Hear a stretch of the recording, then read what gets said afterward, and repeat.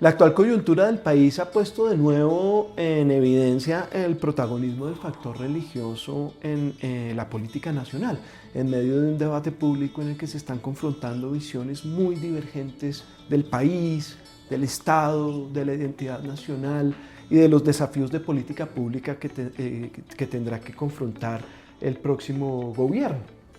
Como en otras ocasiones de la vida política nacional, por ejemplo, el plebiscito para refrendar el acuerdo de paz entre el gobierno y las FARC en el 2016, pues hay un cierto sector religioso, principalmente mega iglesias o grandes iglesias evangélicas articuladas a redes transnacionales que tienen una gran influencia en los centros urbanos, que han hecho muy visible y muy vocal su apoyo a una de las dos opciones en la actual contienda electoral. Y de nuevo también, como también ocurrió en el plebiscito del 2016, pues esa influencia de este sector religioso en contiendas electorales muy decisivas, pues nos lleva también a preguntarnos por la relación entre religión y política en Colombia y cómo la pensamos y qué herramientas tenemos para pensar ese entrecruzamiento entre actores religiosos y el escenario político, más allá quizá también de algunos lugares comunes que tenemos que dejar de lado para pensar de pronto esa relación con más perspectiva.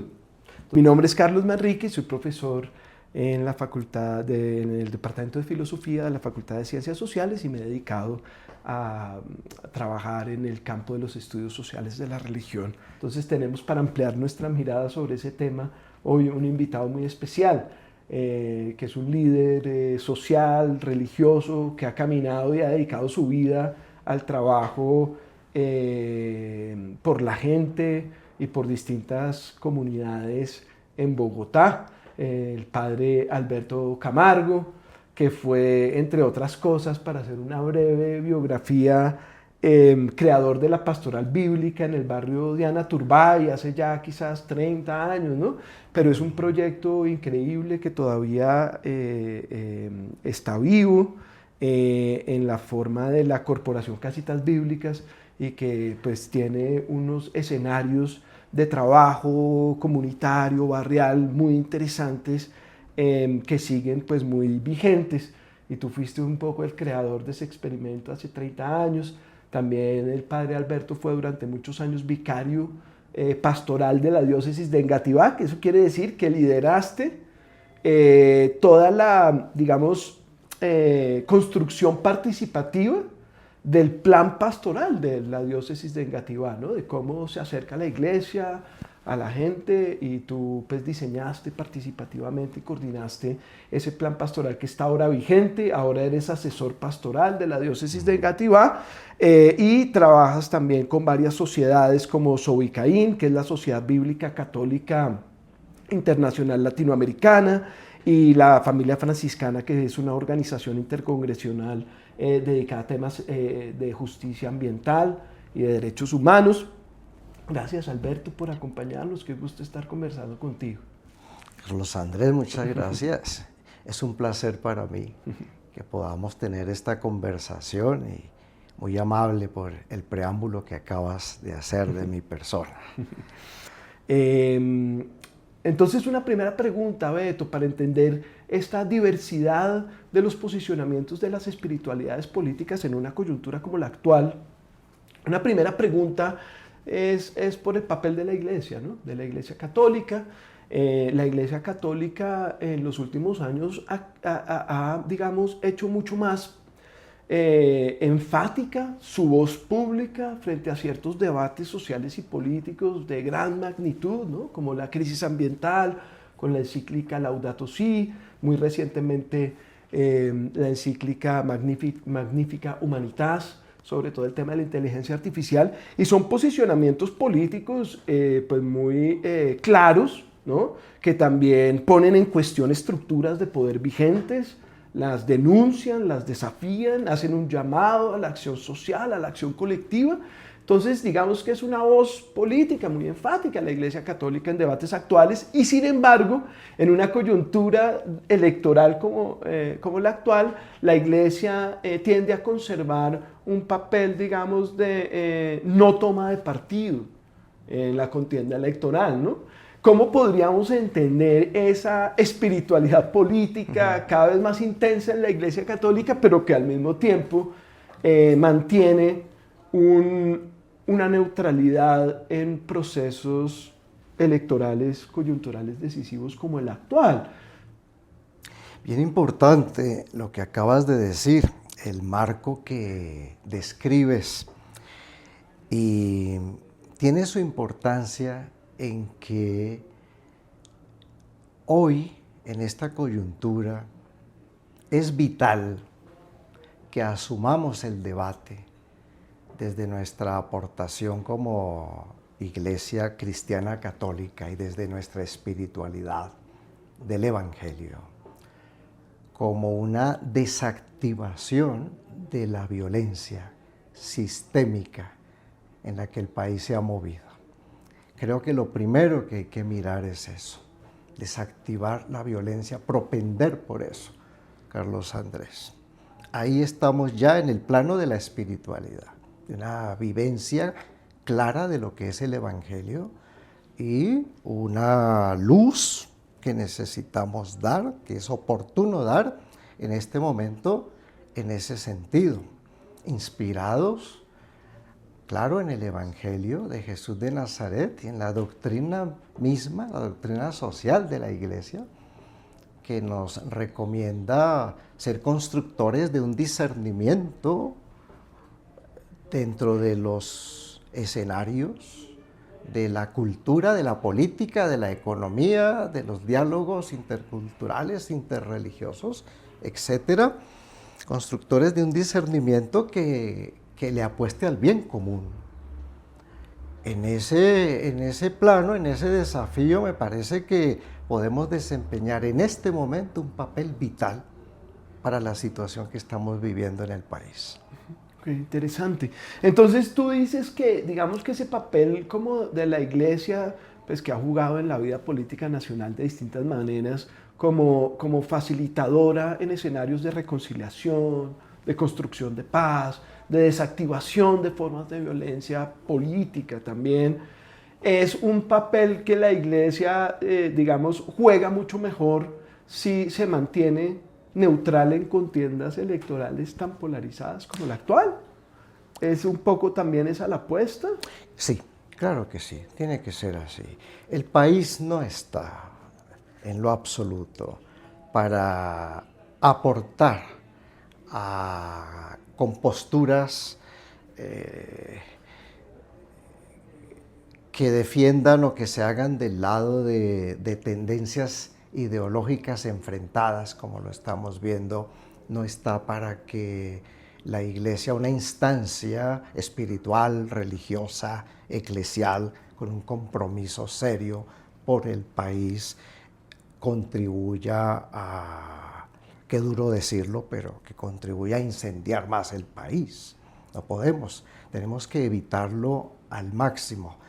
Lo nuestro es convocar a una reflexión que permita construir otras miradas de país, otras miradas, que nos saquen de estos escenarios en los que, si bien es cierto, las polarizaciones no deberían ser negativas, incluso tienen aspectos positivos, este tipo de polarización ha sido alimentada por una serie de factores que en nada se compadecen con una búsqueda auténtica de una reconciliación nacional, que debe ser lo nuestro.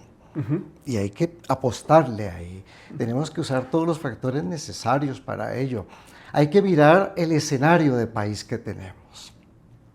Un escenario muy complejo, muy difícil, y por lo mismo contribuir a pensarlo de otra manera. Eso es lo que llamo desactivar las violencias que hemos traído de décadas, que hacen parte de la historia política del país. Qué interesante. Y cultural además. Interesante. Y tú dices entonces que hay formas como de espiritualidad política que son más incendiarias y que tienden a profundizar, digamos, los antagonismos políticos en su dimensión más violenta, digamos, y quizás hay otras entonces que deben también hacer un contrapeso y que deben buscar justamente apostarle a escenarios de reconciliación que implican un cambio sobre la manera en la que entendemos también muchos de los problemas del país y la apuesta, digamos, por unas posibilidades de reconciliación, ¿sí? En ese sentido, quería preguntarte un poco por el panorama actual en el que vemos posiciones teológicas, bíblicas, digamos que implican unos posicionamientos políticos y unas comprensiones sociales y políticas en donde se enfatiza, por ejemplo, la identidad cristiana de la nación, por ejemplo, ¿no? Como una identidad que se ve amenazada por enemigos que hay que combatir en una guerra espiritual. Ese es uno de los términos que ha surgido también en algunos en el discurso de una de los candidatos para la segunda vuelta.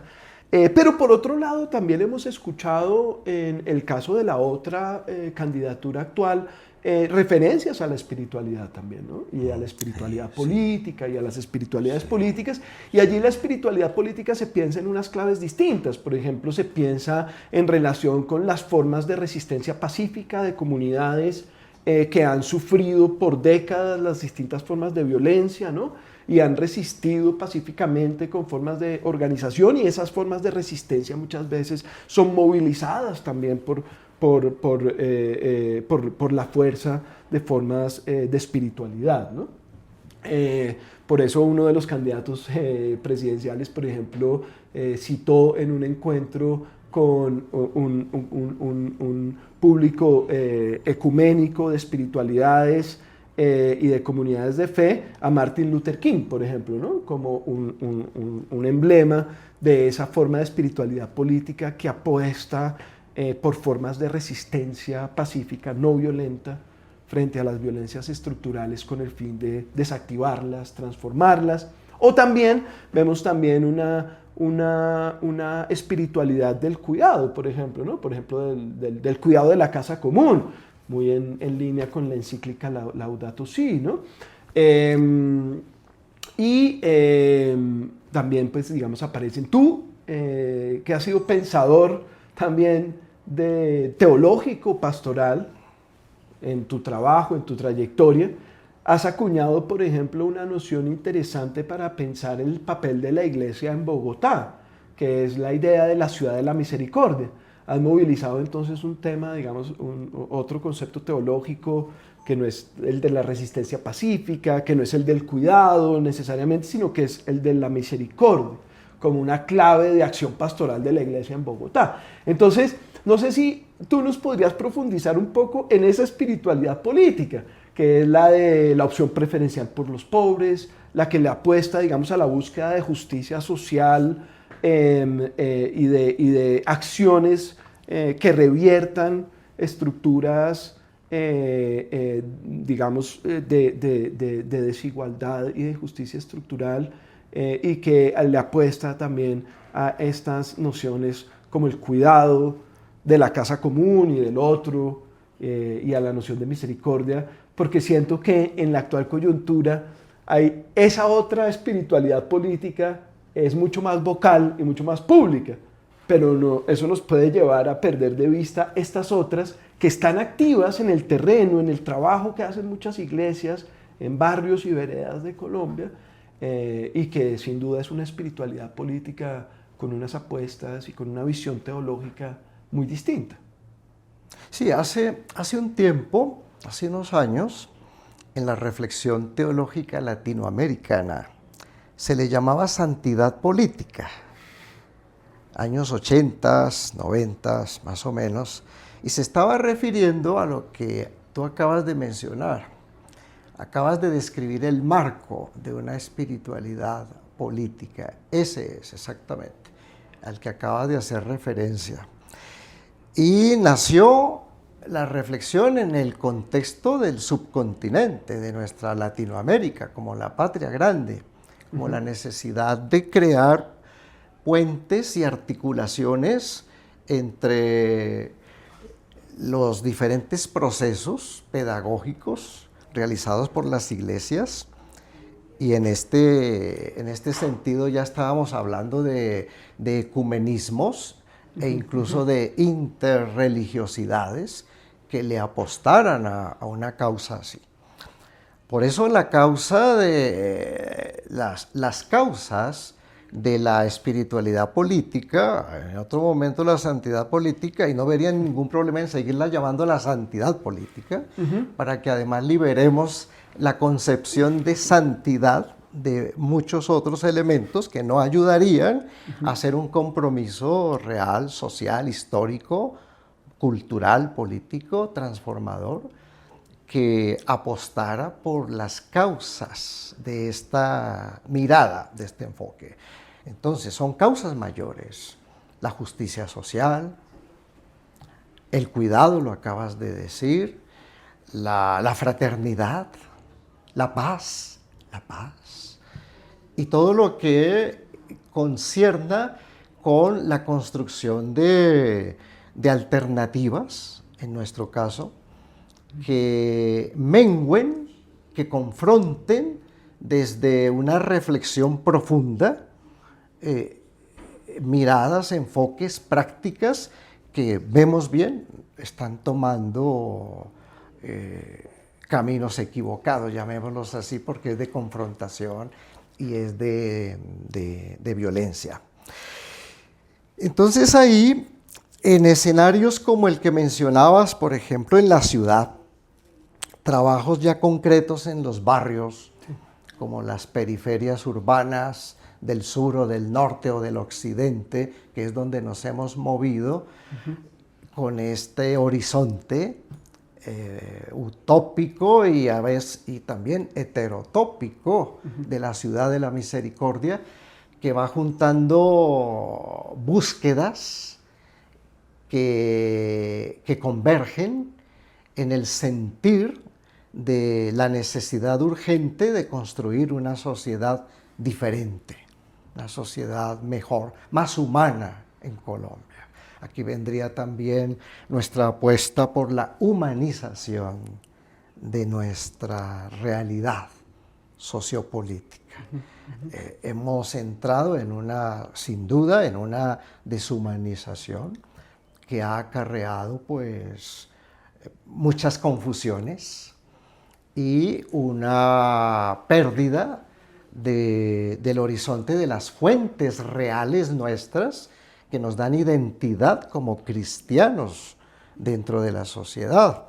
Es cierto que tenemos cristianismos dentro de nuestros ámbitos sociales, pero no podemos olvidar que estos cristianismos, si quieren ser fieles al Evangelio, a la divina revelación, a todo el acontecer histórico del actuar de Dios en la vida de los pueblos, pues ha de tener como referente de alimentación y de confrontación incluso los cristianismos originarios, que dieron pie a una manera no única, ni exclusiva, ni excluyente del seguimiento de Jesús de Nazaret, pero sí con una claridad meridiana de en qué consiste ser discípulo misionero de su proyecto, en qué consiste su causa mayor,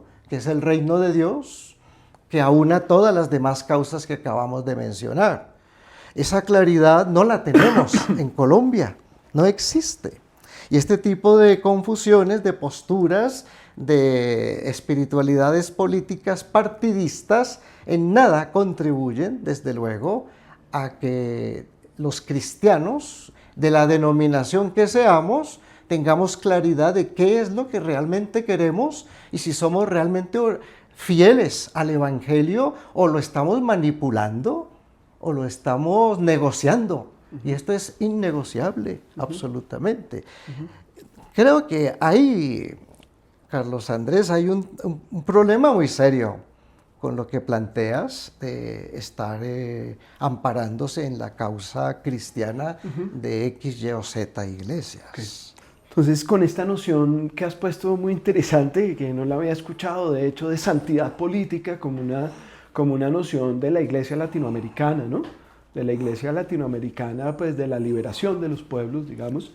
Pues volvemos un poco a esta noción como de espiritualidad política y el trabajo que hace para nosotros, ¿no? Que también con ella queremos distanciarnos de unas espiritualidades que no son políticas, unas espiritualidades muy volcadas digamos, al bienestar personal, al cultivo individual, ¿no?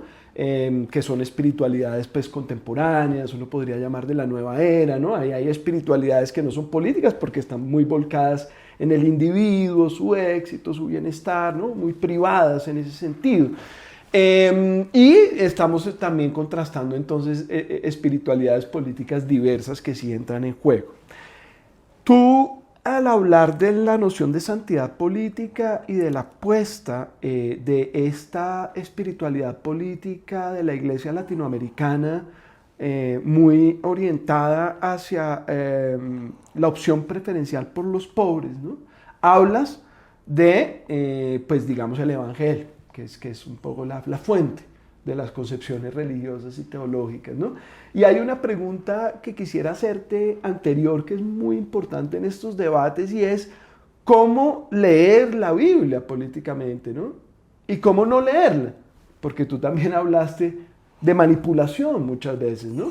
Del texto bíblico con fines partisanos, ¿no? ¿Qué criterio nos puedes dar para pensar esas dos formas de leer la Biblia políticamente, en clave de espiritualidad política, pero también quizá de cómo no leerla o de cómo hacerlo irresponsablemente o de cómo hacerlo de una forma que no contribuye ni al esclarecimiento de esa tradición ni pues al debate público tampoco? Sí, entras en el campo de las opciones desde las cuales hacemos nuestra reflexión teológica. Y no se puede hacer teología si no tenemos una espiritualidad que la nutra, si no hay un conocimiento profundo de la escritura, de la revelación de nuestro Dios, y si no hay, por tanto, un ejercicio en la vida, una vivencia de esta palabra de Dios.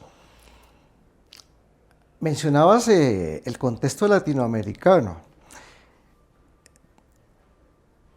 Esto de la santidad política se dio muy a la par con la necesidad de poner en las manos del pueblo la Biblia, en las manos del pueblo. Así se usaba esta expresión, se sigue usando. Y no alegremente, como si eso fuera así nomás, sino a través de un camino, un proceso de asunción, de asumir la realidad e iluminarla con la palabra, de hacer una formación objetiva de los contextos bíblicos, de la interpretación comunitaria de la Biblia, de todo el ejercicio de formación de pueblo, de comunidad, que se dio a lo largo del proceso mismo de configuración de la Biblia. Allí hay toda una espiritualidad de pueblo que toma una conciencia del proyecto de Dios en su historia y responde en consecuencia. Y para eso las diferentes tradiciones bíblicas fueron creando esa comprensión y por tanto esa praxis de vida y esa vinculación con el Dios de la historia, con el Dios de la vida. Es de subrayar siempre en esta interpretación de la Biblia, en las manos del pueblo, en la lectura comunitaria de la Biblia, de subrayar siempre que el Dios bíblico es un Dios que opta por la condición humana y esta especialmente sufriente. Eso está en toda la revelación. Es el Dios de los pobres. Es allí donde no estamos haciendo una exclusión de ningún tipo de miradas o de niveles sociales de nadie ni de nada. Es la sensibilidad del Dios que nos la comunica también a nosotros. Es el Dios de las entrañas, el Dios que nos humaniza, que hace posible que nosotros no nos desviemos como miembros del pueblo, de su pueblo de Dios, no nos desviemos del proyecto del reino, que es el que se va dando a lo largo de la historia y que se consolida en Jesús de Nazaret, como la causa de Jesús de Nazaret, en profunda comunión de amor y de misericordia con el Padre, tanto que Jesús de Nazaret, la misma palabra de Dios en la historia, pues es la encarnación de la propuesta de ese reino y de la realización de ese reino. Es allí donde nos ubicamos. Muy interesante porque tú estás poniendo también, y lo has remarcado, un concepto muy fuerte que es el del reino de Dios, que es un poco la visión de lo político, de la ciudad, ¿no? como organización política, desde una perspectiva teológica, ¿cierto? Y hay algo que me llamó la atención de lo que dijiste, y es que el reino de Dios es diverso. En esta tradición, digamos, de la que tú te nutres teológicamente, ¿no? El reino de Dios no es homogéneo, no es que todos tenemos la misma identidad, ¿no? Sino que es una organización política que da cabida a la diversidad, y mencionabas las comunidades cristianas originarias como ejemplos un poco de esa heterogeneidad, ¿no? De esa diversidad a la que esa idea del reino de Dios, en la que, por ejemplo, los que más sufren tienen una opción preferencial, digamos, o son, digamos, reconocidos de una manera especial, pues abre, digamos, cabida a la diversidad, la acoge y la promueve. Entonces, digamos, me interesa eso mucho porque tenemos otras visiones del reino de Dios en la contienda electoral actual, ¿no? La patria milagro, por ejemplo, podríamos decir que es una noción también del reino de Dios, pero como un lugar homogéneo donde todos tenemos la misma identidad, donde esa identidad además hay que defenderla de enemigos que la amenazan, ¿no? Y donde, pues digamos, esa identidad se construye mucho a partir de una cierta noción de la riqueza, por ejemplo, ¿no? De la riqueza en su sentido estrictamente económico. Entonces, no sé si nos puedes hablar un poquito más de esa noción del reino de Dios y de cómo acoge la diversidad. Cuando Jesús de Nazaret inició su misión de anunciar y poner en la vida, en la historia, el reino de Dios, lo hizo en las realidades humanas más profundas y más diversas, precisamente. La Galilea de los gentiles, de la que nos dan noticia los evangelios, el Nuevo Testamento. La Galilea de los gentiles como una región de la mixtura cultural, política, religiosa, en tremendas diversidades de contraste y en una característica común de la inmensa mayoría de la población, que era el hambre y la pobreza, la miseria, teniendo presente pues que hacía parte de una de las regiones de dominio del Imperio Romano. Por tanto, había políticas tributarias, políticas militares, etcétera, propias de una ocupación, de un territorio. Aquella territorialidad pues, era sumamente diversa en ese sentido. Jesús de Nazaret dialoga entonces con todas esas diversidades, pero deja muy claro en dónde están sus ojos y en dónde está su corazón, en dónde está su mirada y en dónde está su corazón, los pobres.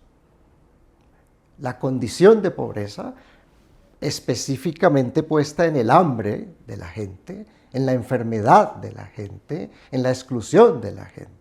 La campesinidad de la época, que estaba totalmente al margen de la prosperidad, para usar esa expresión, de las ciudades amuralladas, de las ciudades de origen cananeo, de la Gran Jerusalén de la época. Cuestiona todo esto porque su palabra y su praxis de vida se orienta según el reino de Dios. El reino de Dios pues no converge con todo esto.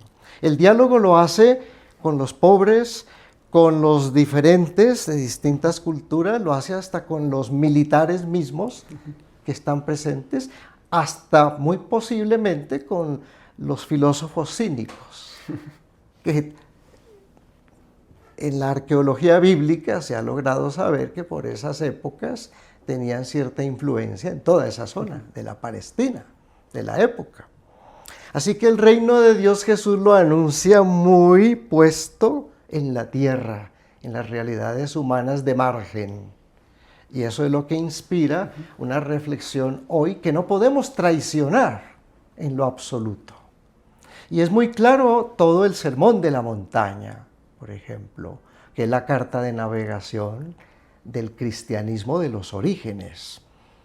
Carta de navegación para todas las miradas cristianas de esas épocas, de las que vinieron y de las de hoy con mayor razón.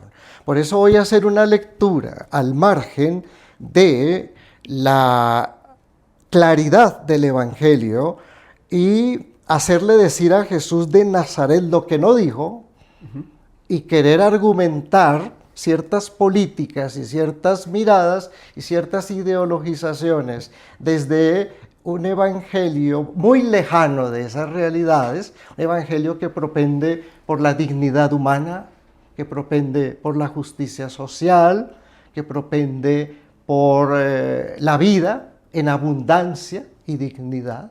El reino de Dios es el reino del Dios de la vida, absolutamente innegociable. ¿Cómo se puede compadecer esto leyéndolo desde parcializaciones ideológicas y políticas? Absolutamente no.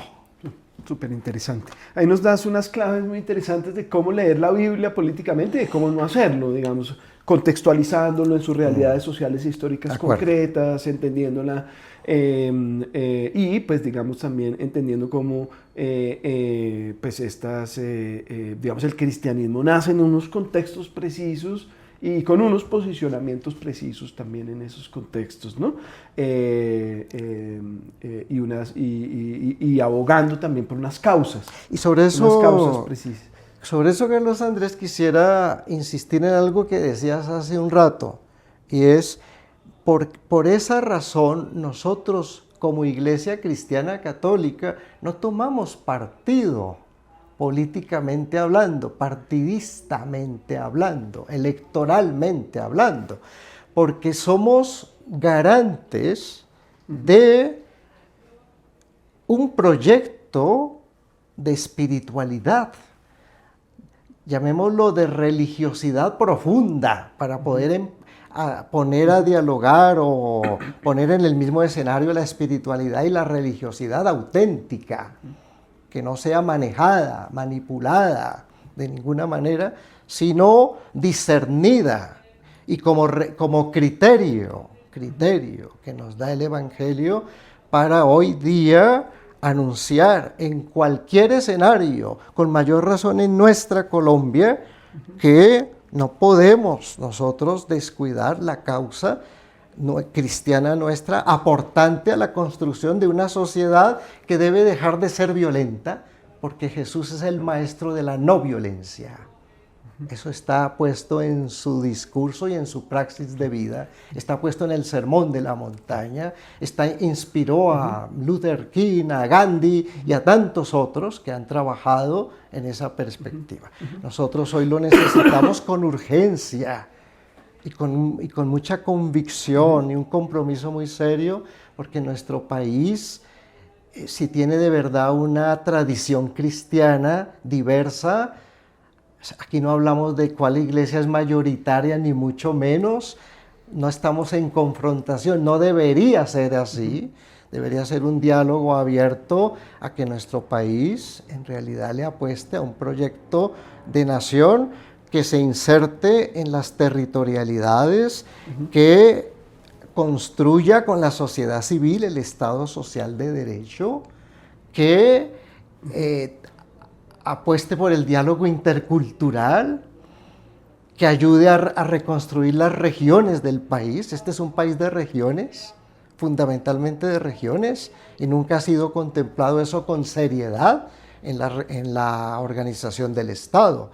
Nosotros podemos aportar a eso sin necesidad de que estemos peleándonos con nadie. Entonces, ¿qué es lo que decimos? ¿En dónde está nuestro horizonte?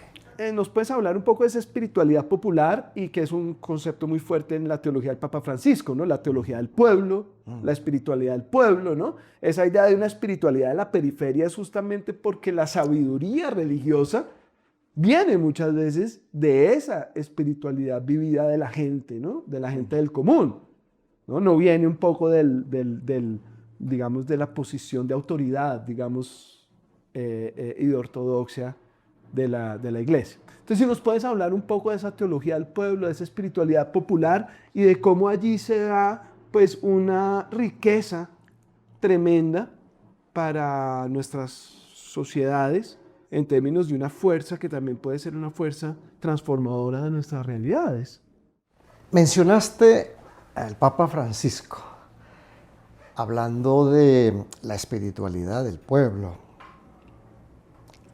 En verdad que es una aportación valiosísima para nuestra reflexión, toda esta mirada del Papa Francisco. Allá en su Buenos Aires y toda la reflexión previa que hubo a su arzobispado, una reflexión que vino casi inmediatamente después del Concilio Vaticano II, como una apropiación allí en la Iglesia argentina del gran mensaje del Concilio Vaticano II. Emerge la visión de una teología del pueblo, de una espiritualidad del pueblo, en un gran marco cultural, fundamentalmente. De ahí la importancia que para que nosotros retomemos de alguna manera la reflexión y la podamos contextualizar en nuestros ambientes, lo hagamos también desde una apropiación comprensiva, adecuada de lo que son nuestras culturas, de lo que es nuestra diversidad cultural, nuestra pluriculturalidad. Y desde luego que en un marco de diálogo intercultural. Carecemos mucho de eso y la ausencia de este marco de diálogos interculturales pienso que no nos ha permitido una avanzada muy rica y profunda del sentido, el significado espiritual, religioso, cultural, político, ético que tiene para nuestro país el reconocimiento de la espiritualidad de nuestro pueblo, o como lo hemos llamado siempre, la religiosidad del pueblo, la religiosidad popular, expresión que en algún momento en la Iglesia ha tenido una mirada peyorativa. Nada de eso. Estamos en una circunstancia valiosa para quitar todas estas miradas inapropiadas. ¿Qué hay detrás de esto? Y de una vez, a lo que tú decías, de una vez quitemos esa dicotomía entre una religión buena y una religión mala, una religiosidad buena y una religiosidad mala. No, eso en lo absoluto. Hay que deshacer ese discurso nocivo en el país, que creo que hace eco también al a esta tendencia, a este interés de enemistarnos como país, como sociedad, de ver como un enemigo al que piensa diferente o al que tiene una práctica religiosa diferente, al que toma distancia de ciertas formas de expresión de la religiosidad. Ahora lo planteabas también dentro de una mirada de la sociología de la religión, que eso nos ayuda muchísimo también a ilustrar la interpretación del hecho. No es eso en lo absoluto. No somos enemigos entre nosotros. Quitémoslo de entrada, de tajo. ¿Qué hay entonces en la expresión de una religiosidad de nuestro pueblo? Una búsqueda de sentido, de significado, una respuesta en búsqueda también a las necesidades más profundas de nuestra gente, los sufrimientos diversos de nuestro pueblo, la necesidad de consolación. Y a propósito de consolación, qué interesante sería iluminarlo desde la misma acción de consoladora de los profetas, y concretamente un Isaías, que consuela al pueblo en nombre de Dios, pero que lo compromete con pasos certeros y claros de su propia configuración y recuperación como sociedad, con su fe de pueblo y por tanto con su ejercicio consecuente de una transformación de su vida, los pobres incluidos. Isaías es eso, el segundo libro de Isaías. De manera que a nosotros nos falta mucho eso acá en el país de parte de las iglesias, de todas las iglesias cristianas. Qué interesante sería que pudiéramos entablar diálogos ecuménicos al respecto y ayudar a esclarecer nubosidades que se tienen en ese sentido. Y hacer de la espiritualidad del pueblo una espiritualidad política, es decir, una construcción ética que dialogue, que se ubique en el gran marco de la ética social desde los mínimos éticos que necesitamos para construir la paz en el país. Eso es irrenunciable. Y para responder a las grandes necesidades de nuestro pueblo, un país que tiene, creo, cerca de 10 millones de víctimas de todo este conflicto vivido a lo largo de tantas décadas. Eso debería preocuparnos a todos y comprometernos a todos en una construcción de una espiritualidad política que propenda por la paz, que dialogue con las diferentes instituciones del Estado colombiano, para que todos vivamos una ciudadanía del reino realmente. Esa sería una ciudadanía del reino desde una experiencia profundamente religiosa. El Fratelli Tutti de Francisco, el que todos seamos hermanos, que es el mismo amor político, que es el amor del reino, que es poner lo mejor de nuestra humanidad para la solución de nuestros problemas.